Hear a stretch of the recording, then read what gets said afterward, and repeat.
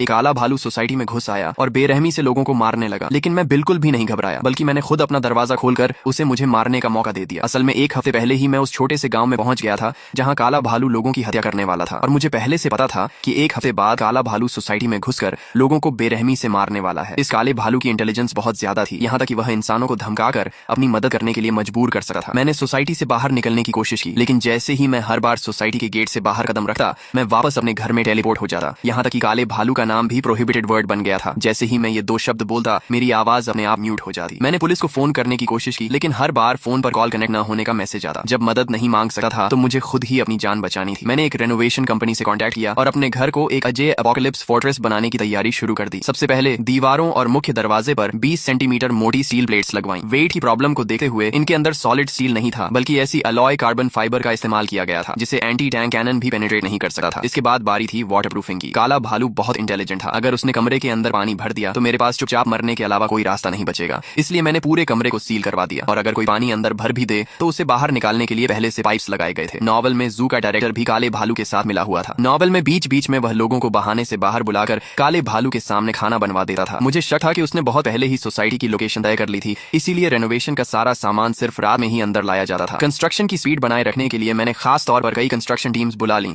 ताकि 24 घंटे लगातार काम चलता रहे। घर के अंदर जो भी बेकार सामान था उसे पूरी तरह फेंक दिया गया, ताकि मेरा विजन पूरी तरह क्लियर रहे। रेनोवेशन पूरा होने के बाद मेरा लिविंग रूम एक बहुत बड़े केज जैसा दिखने लगा। यह वही प्रिजन था जो मैंने काले भालू के लिए तैयार किया था। एक बार अंदर आने के बाद उसके लिए बाहर निकलना नामुमकिन था। इसके अलावा मैंने पूरे कॉरिडोर और लॉबी में जगह जगह सीसीटीवी कैमरास भी लगवा दिए, ताकि मैं काले भालू की हर मूवमेंट को कभी भी मॉनिटर कर सकूं। मैंने सोलर पावर सिस्टम भी इंस्टॉल करवाया था। अगर काला भालू मेन इलेक्ट्रिसिटी स्विच तोड़ भी देता तो भी मैं आराम से बिजली इस्तेमाल कर सकता था। मैंने सेल्फ डिफेंस के लिए कुछ वेपन्स भी खरीद लिए थे। लिविंग रूम में शावर और एयर कंडीशनर भी लगाया गया था। एसी का मैक्सिमम टेम्परेचर 50 डिग्री तक पहुंच सकता था, जबकि शावर आग बुझाने के लिए था। सिर्फ उसे फंसाकर रखना ही काफी नहीं था। मेरा प्लान था कि मैं उसे बुरी तरह टॉर्चर करूं। इस बार मैं देखना चाहता था कि आखिर ये जानवर प्रे है या हंटर। रात के 12 बजे अचानक मुझे बाहर इलेक्ट्रॉनिक लॉक की आवाज सुनाई दी। Unlock failed, unlock failed. मैंने सीसीटीवी पर नजर डाली तो देखा कि काला भालू पड़ोसी के घर के दरवाजे पर झुका हुआ था। उसने अपनी आंखें दरवाजे से बिल्कुल सटा रखी थी, मानो पीप होल से घर के अंदर की सिचुएशन देखने की कोशिश कर रहा हो। यहाँ तक कि उसने अपना पंजा इलेक्ट्रॉनिक लॉक पर रखा और उसे अनलॉक करने की कोशिश करने लगा। सीसीटीवी में पड़ोसी के गाली देने की आवाज सुनाई दे रही थी, लेकिन काले भालू ने कोई जवाब नहीं दिया। अचानक काला भालू गुस्से से बेकाबू हो गया और जोर जोर से दरवाजे को तोड़ने लगा। अगर यह नॉवल के अंदर वाली कहानी होती तो मैं बहुत पहले ही बाहर निकलकर उसे गालियां देने चला गया होता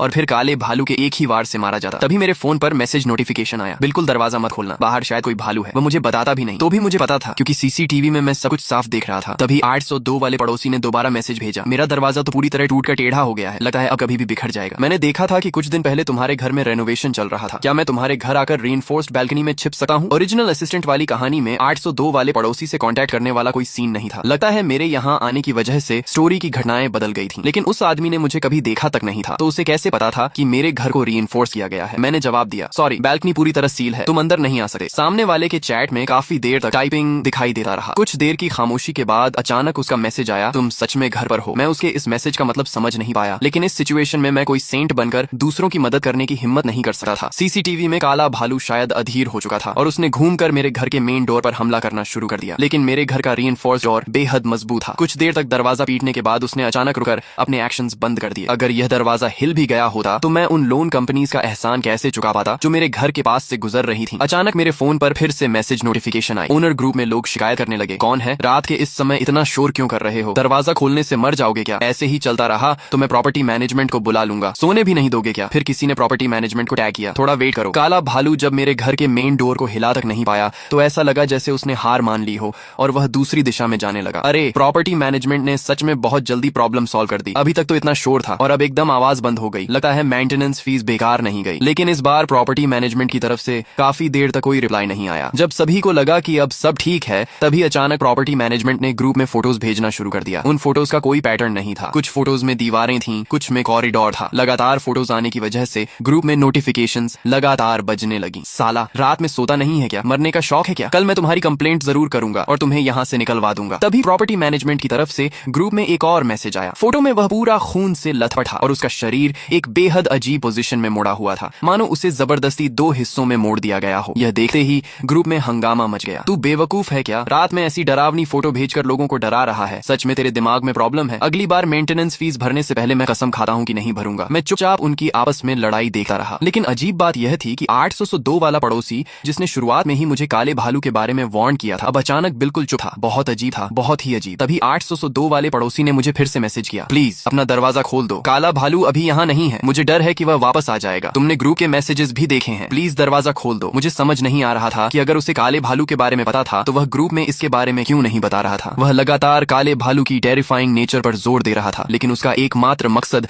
सिर्फ इतना था कि मैं अपना दरवाजा खोलकर उसे अंदर आने दूं। उसके चैट में फिर से टाइपिंग दिखाई देने लगा। मैं काफी देर तक वेट करता रहा, लेकिन उसका कोई रिप्लाई नहीं आया। तभी सीसीटीवी में काला भालू एक बार फिर वापस आता दिखाई दिया, लेकिन इस बार उसके पूरे शरीर पर खून लगा हुआ था। इंसानों का खून उसके बालों से नीचे टपक रहा था और जमीन पर खून के निशान छोड़ रहा था। काला भालू अपनी आंखें मेरे घर के पीप होल से सटाकर अंदर की सिचुएशन देखने की कोशिश करने लगा। तभी प्रॉपर्टी मैनेजमेंट की तरफ से ग्रुप में एक और मैसेज आया, लेकिन इस बार मैसेज काफी टूटा फूटा था। सॉरी, मैंने गलती से फोटोज ले ली थी। दरवाजा खोलो, 801 को चेक करना है। 801 मेरा घर था। मैंने सीसीटीवी की तरफ देखा तो काले भालू के हाथ में कुछ ऐसा दिखाई दिया जिससे वह छेड़छाड़ कर रहा था। Open door 801, open door 801, open door 801। Group में प्रॉपर्टी मैनेजमेंट बार बार यही मैसेज रिपीट कर रहा था, लेकिन पड़ोसी अब इम्पेशेंट हो चुके थे और उन्होंने भी मुझे टैग करना शुरू कर दिया। 801, तुम दरवाजा खोलकर उसे चेक करने दें, कुछ गलत नहीं होगा तो वह चला जाएगा। रात में थोड़ा शांत रह सकते हो क्या? मैंने जवाब दिया। कॉरिडोर में काला भालू है, तुमने वह फोटो नहीं देखी क्या? प्रॉपर्टी मैनेजमेंट को उसने पहले ही मार दिया है। एक पड़ोसी बोला, तुम मजाक कर रहे हो क्या? तुम्हारा मतलब है कि काला भालू फोटोज खींचकर मैसेजेस भेज रहा है? क्या आज अप्रैल फूल्स डे है? मैंने कहा, मैंने तुम्हें पहले ही वार्न कर दिया है। अब तुम लोग विश्वास करो या मत करो, ये तुम्हारी प्रॉब्लम है। मैं ज्यादा से ज्यादा इतना ही कर सकता हूँ। इसके बाद ग्रुप में अचानक खामोशी छा गई। जब मुझे लगा कि अब सब ठीक हो गया है, तभी 802 वाले पड़ोसी ने अचानक ग्रुप में एक फोटो भेज दी, लेकिन फोटो भेजने के तुरंत बाद उसने उसे डिलीट कर दिया। एक पड़ोसी ने पूछा, 802, तुमने क्या भेजा था? तुम भी 8वीं मंजिल पर रहते हो, आखिर वहाँ काला भालू है या नहीं? लोगों को बार बार डराना बंद करो। पहले फोटो, फिर काले भालू की बात, लेकिन इसके बाद 802 वाला ग्रुप में बिल्कुल चुप हो गया। यह देखकर मैंने भी चुप रहना ही बेहतर समझा। जो वार्निंग देनी थी मैं दे चुका था। अब आगे क्या होता है यह उनकी किस्मत पर था। सीसीटीवी में काले भालू ने देखा कि मेरी तरफ से कोई रिस्पॉन्स नहीं आ रहा है, तो उसने फिर से मेरे घर का दरवाजा पीटना शुरू कर दिया। इस बार उसके वार लगातार और ज्यादा पावरफुल होते जा रहे थे, लेकिन दरवाजा अपनी जगह से बिल्कुल भी नहीं हिला। अचानक काला भालू 2 कदम पीछे हटा और फिर उसने अपना पूरा शरीर मेन डोर की तरफ जोर से पटक दिया। एक जोरदार धमाके के बाद काला भालू उस भारी इंपैक्ट से उछलकर पीछे जा गिरा। उसने अपना सिर हिलाया, मानो उसे बिल्कुल उम्मीद नहीं थी कि मेरे घर का दरवाजा इतना मजबूत होगा। यह टक्कर क्लियरली उसे काफी भारी पड़ी थी। काला भालू अपनी आंखें पीप होल के पास ले गया, लेकिन मैंने पीप होल को भी मॉडिफाई कर रखा था। अचानक पीप होल के अंदर से एक शार्प स्पाइक बाहर निकला और काले भालू को चुभ गया। दर्द से काला भालू जोर से दहाड़ने लगा और इसके बाद उसने पहले से भी ज्यादा ताकत लगाकर दरवाजे को तोड़ना शुरू कर दिया, लेकिन उसकी इतनी ताकत भी मेरे दरवाजे पर बिल्कुल असर नहीं कर रही थी। तभी किसी पड़ोसी ने पूछा, अभी कैसी आवाज आई थी? मुझे तो ऐसा लगा जैसे किसी जंगली जानवर के चीखने की आवाज थी। दूसरा बोला, मुझे मत डराओ, ये तो बहुत डरावना था। काला भालू बुरी तरह फ्रस्ट्रेटेड हो गया था, लेकिन उसके पास कुछ करने का कोई तरीका नहीं था और वह एक बार फिर दूसरी दिशा में जाने लगा। लगता है उसने मेरे पीछे पड़ने का आइडिया छोड़ दिया था। अभी हुई आवाज की वजह से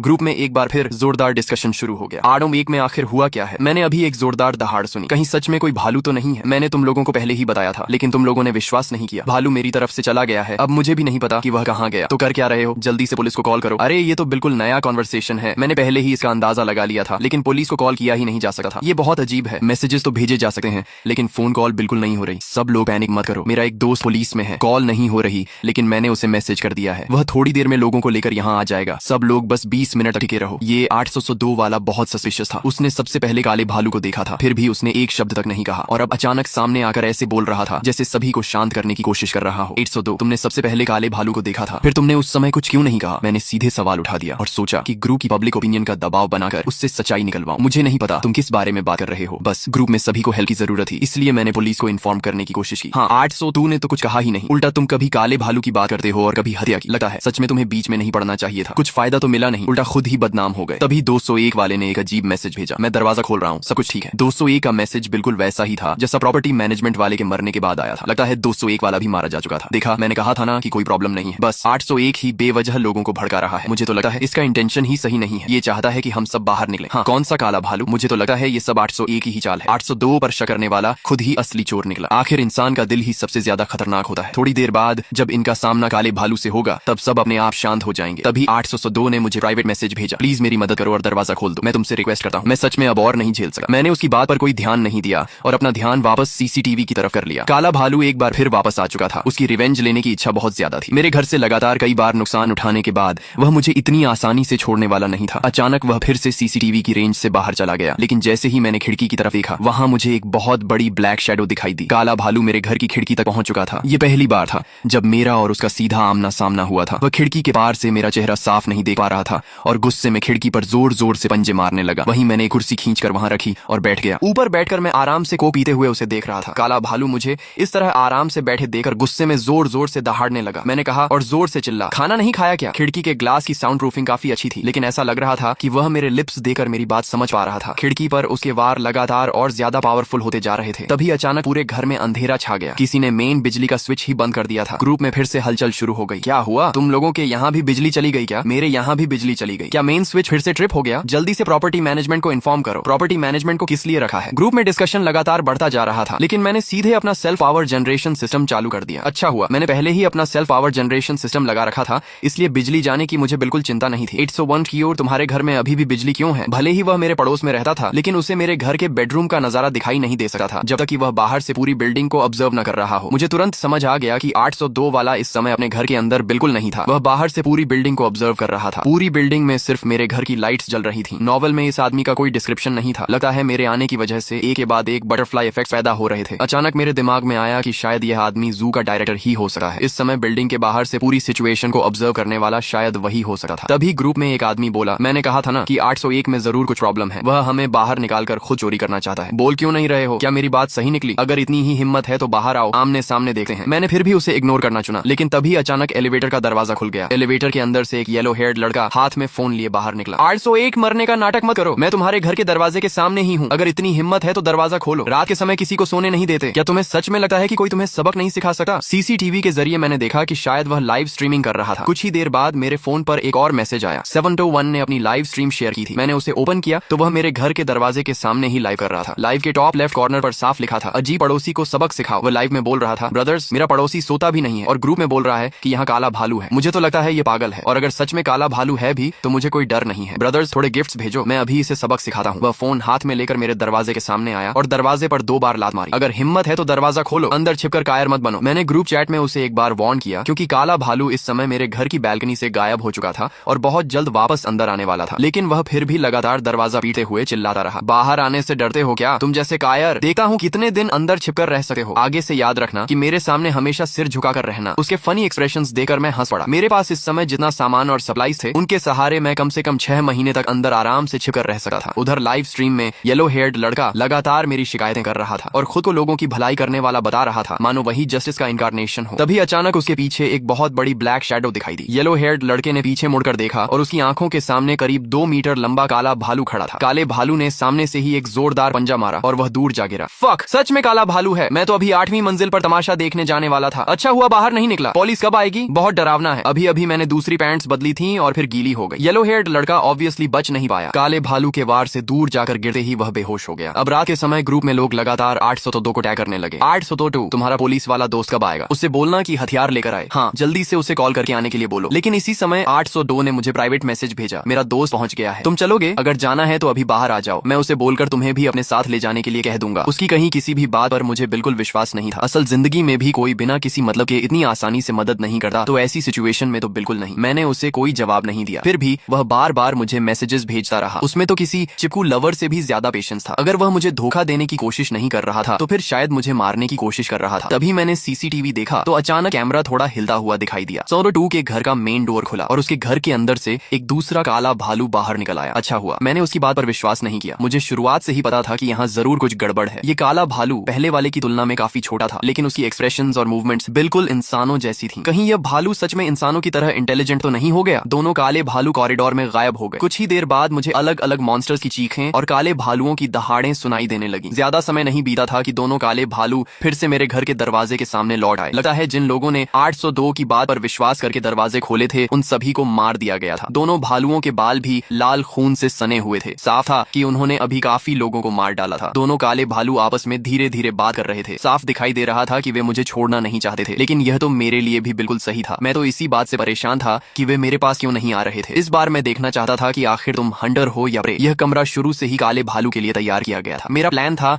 कि मैं हमेशा अंदर छिपा रहूं और बाहर न निकलूं, लेकिन अब लग रहा था कि अगर मैंने उन्हें अंदर आने का मौका नहीं दिया तो वे भी इतनी आसानी से पीछे हटने वाले नहीं थे। तभी दरवाजे के सामने एक मिस्टीरियस आदमी दिखाई दिया। उसने कहा, कॉमरेड, मैं जू का डायरेक्टर हूँ, तुम चिंता मत करो, काले भालू को हम पहले ही मार चुके हैं। तुम्हें हुई परेशानी के लिए हमें माफ करना। अगर तुम्हें कोई प्रॉब्लम ना हो तो दरवाजा खोल दो, मैं खुद आकर तुमसे माफी मांगना चाहता हूँ। मैं मन ही मन बोला, किससे बेवकूफ बना रहे हो? इतना बड़ा काला भालू तुम्हारे बगल में खड़ा है और तुम मुझे अंधा समझते हो? अच्छा हुआ मैंने पहले ही सीसीटीवी कैमरास ग्लव्स लगा रखे थे, वरना शायद मैं सच में उसके लिए दरवाजा खोल देता। वह फिर बोला, कॉमरेड दरवाजा खोलो, मैं बुरा आदमी नहीं हूँ। जू डायरेक्टर में सच में कुछ गड़बड़ थी, लेकिन मुझे अभी यह पता नहीं था कि आखिर वह इन दोनों काले भालुओं को कंट्रोल कैसे कर रहा था। लेकिन अब जब वह खुद यहाँ आ ही गया था तो पहले थोड़ा एपेटाइजर क्यों ना आजमाया जाए। मैंने अपने फोन से मेन डोर का लॉक खोल दिया। दरवाजा खुलते ही दोनों काले भालू बेहद एक्साइटेड हो गए और अचानक जोरदार दहाड़ मारने लगे। वे दोनों एक दूसरे से आगे निकलकर मेन डोर के अंदर घुसने लगे, मानो वे मुझे टुकड़े टुकड़े कर देना चाहते हो। जू डायरेक्टर एक पल के लिए झिझका, लेकिन फिर भी उनके पीछे अंदर आ गया। जैसे ही वे अंदर आए, मैंने फोन से मेन डोर बंद कर दिया। पूरा लिविंग रूम तुम्हारे लिए तैयार किया गया केज है, अच्छे से एंजॉय करो। अब हंटर और प्रे की पोजीशन बदल चुकी थी। मैंने लिविंग रूम की लाइट्स बंद कर दी और पूरा लिविंग रूम तुरंत अंधेरे में डूब गया। जिन लोगों ने कभी प्रिजन में सजा काटी है वे जानते हैं कि एक बहुत खतरनाक पनिशमेंट होती है जिसे डार्क रूम में बंद करना कहते हैं। ऐसा छोटा सा कमरा पूरी दुनिया से अलग होता है, जहाँ बिल्कुल भी आवाज नहीं होती। कुछ देर वहाँ रहने के बाद इंसान बेचैन होने लगता है और धीरे धीरे मेंटल ब्रेकडाउन की सिचुएशन तक पहुंच सकता है। इस समय दोनों काले भालू लिविंग रूम में बेचैनी से इधर उधर भाग रहे थे, लेकिन बाहर का मेन डोर बिल्कुल नहीं खुल रहा था। अंदर आ गए हो तो अब बाहर जाने के बारे में भूल जाओ। काफी देर तक इधर उधर घूमने के बाद दोनों काले भालुओं को शायद समझ आ गया कि इसका कोई फायदा नहीं है, इसलिए वे जमीन पर बैठ गए और अपनी एनर्जी बचाने लगे। जानवर और इंसान अलग होते हैं, वे नेचर से आए हैं, इसलिए अकेलेपन और लंबे इंतजार को ज्यादा सहन कर सकते हैं। लेकिन जू डायरेक्टर की सिचुएशन अलग थी। सिर्फ 2 घंटे बाद ही वह बेचैन और परेशान होने लगा। उसने दोनों काले भालुओं को बाहर निकलने का रास्ता खोजने का ऑर्डर देना शुरू कर दिया। दोनों काले भालुओं ने कई बार कोशिश की,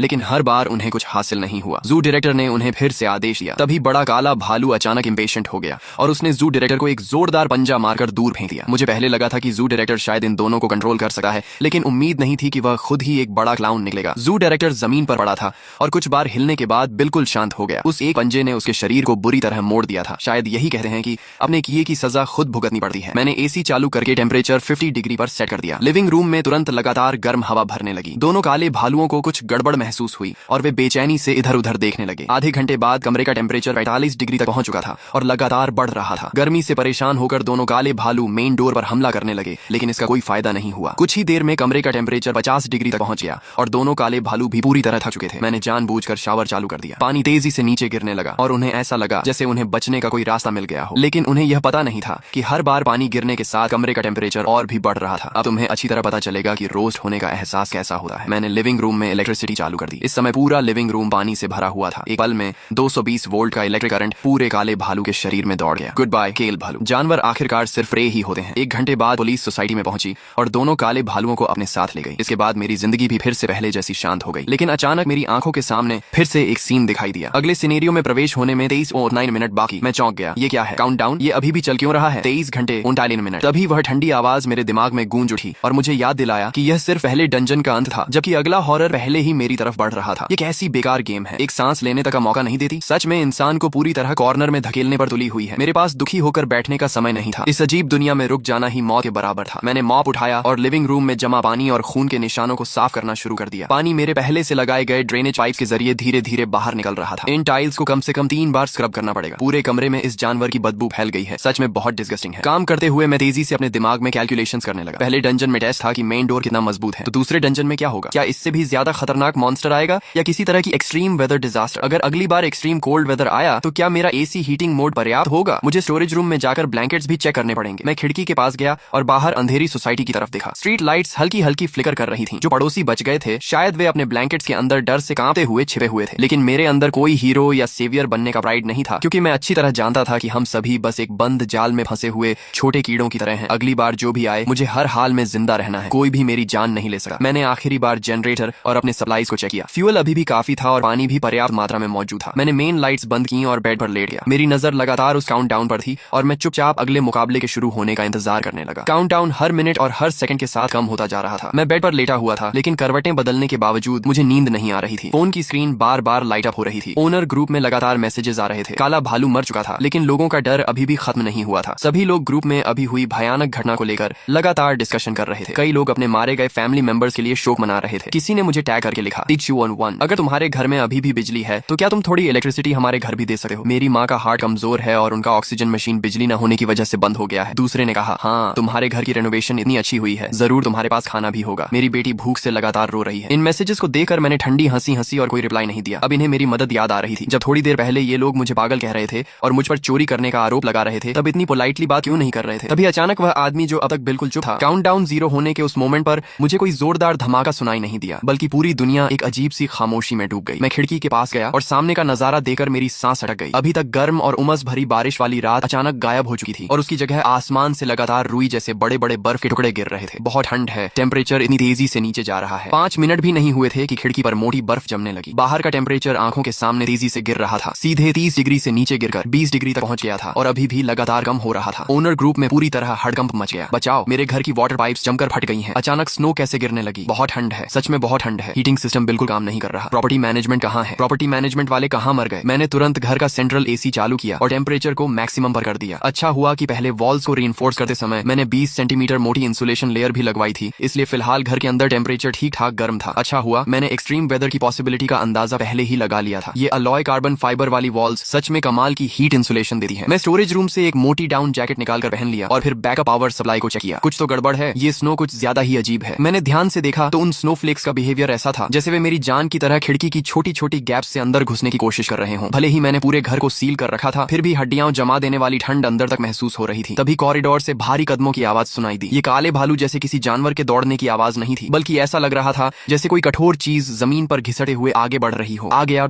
नए डंजन का गेस्ट आ चुका है। मैंने सीसीटीवी को घूर कर देखा तो कॉरिडोर में एक ऐसा इंसान दिखाई दिया जिसका पूरा शरीर सफेद फ्रॉस्ट से ढका हुआ था। उसकी मूवमेंट्स बेहद स्लो थी। हर कदम रखने के बाद उसके पैरों के नीचे आइस क्रिस्टल्स की एक लाइन बन जाती थी। वह वही पड़ोसी था जिसे अब भी कुछ समय पहले काले भालू ने मार दिया था। उसकी आंखें अब ग्रे व्हाइट हो चुकी थीं और उसकी स्किन भयानक ब्लू पर्पल रंग की हो गई थी, लेकिन वह किसी तरह फिर से जिंदा हो चुका था। ज़ॉम्बी नहीं, ये तो किसी तरह की फ्रीजिंग एनर्जी द्वारा कंट्रोल किया जाने वाला पपेट ज्यादा लग रहा है। वह आइस कोर्प्स 300 वें के दरवाजे तक पहुंचा और काले भालू की तरह जोर जोर से दरवाजा तोड़ने की कोशिश नहीं की। उसने बस अपना हाथ धीरे से डोर हैंडल पर रखा। तभी एक हैरान कर देने वाला सीन हुआ। पूरा सिक्योरिटी डोर कुछ ही सेकंड्स में तेजी से जमकर बर्फ बन गया और फिर उसके हल्के से धक्का देते ही कमजोर ग्लास की तरह टूटकर टुकड़ों में बिखर गया। इस तरह की एक्सट्रीम कोल्ड में फिजिकल डिफेंस का कोई फायदा नहीं था। सो आन के घर के अंदर से दिल दहला देने वाली चीख सुनाई दी, लेकिन बहुत जल्द वह भी गायब हो गई और सिर्फ बर्फ के टूटने की आवाज बाकी रह गई। मुझे कुछ करना होगा, अगर मेरा दरवाजा भी जम गया तो सब खत्म हो जाएगा। मैं तुरंत लिविंग रूम में भागा और एसी के एयर आउटलेट की डायरेक्शन एडजस्ट की ताकि गर्म हवा सीधे मेन डोर पर जाए। इसके साथ ही मैंने दूसरा बटन दबाया। इसे भी आजमा दें साले। मैंने इसे खास तौर पर एक्सट्रीम कोल्ड वेदर के लिए तैयार किया है। मेन डोर की आउटर लेयर के अंदर लगाए गए हाई रेजिस्टेंस हीटिंग एलिमेंट्स में इलेक्ट्रिसिटी दौड़ने लगी। पूरा मेन डोर एकदम गर्म हो गया। बाहर की फ्रॉस्ट अभी दरवाजे के पास पहुंचती भी नहीं थी कि गर्मी की वजह से वाटर वेपर में बदलकर उड़ जाती थी। उस आइस कॉर्प्स को